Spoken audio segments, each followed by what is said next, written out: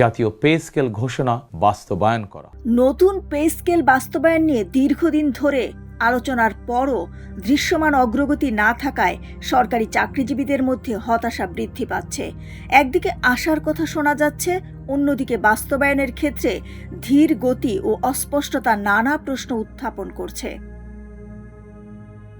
অর্থনৈতিক চাপই এই বিলম্বের বড় কারণ বলে মনে করছেন বিশ্লেষকরা। বৈদেশিক ঋণের চাপ, রাজস্ব ঘাটতি এবং মূল্যস্ফীতির প্রভাবের মধ্যে সরকার নতুন বেতন কাঠামো বাস্তবায়নে সতর্ক অবস্থান নিচ্ছে। পে স্কেল কার্যকর হলে সরকারের ব্যয় উল্লেখযোগ্যভাবে বেড়ে যাবে, যা বর্তমান অর্থনৈতিক বাস্তবতায় বড় চ্যালেঞ্জ।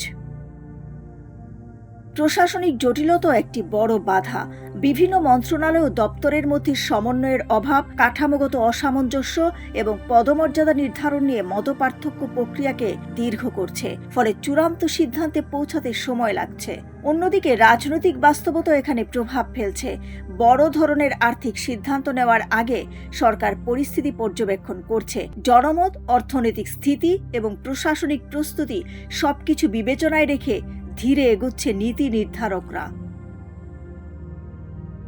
তবে এভাবে দীর্ঘসূত্রতা চলতে থাকলে সরকারি চাকরিজীবীদের মধ্যে অসন্তোষ আরও বৃদ্ধি পাবে। জীবনযাত্রার ব্যয় দ্রুত বাড়ছে, অথচ বেতন কাঠামো নিয়ে অনিশ্চয়তা তাদের বাস্তব জীবনে চাপ সৃষ্টি করছে। সবকিছু মিলিয়ে প্রশ্ন থেকে যায়, পে স্কেল বাস্তবায়ন কি শুধুই সময়ের ব্যাপার, নাকি এর পেছনে আরও গভীর কোনো অর্থনৈতিক ও নীতিগত সংকট লুকিয়ে আছে? দিলরুবা খান, নিউজ ডেস্ক, সোনালী নিউজ।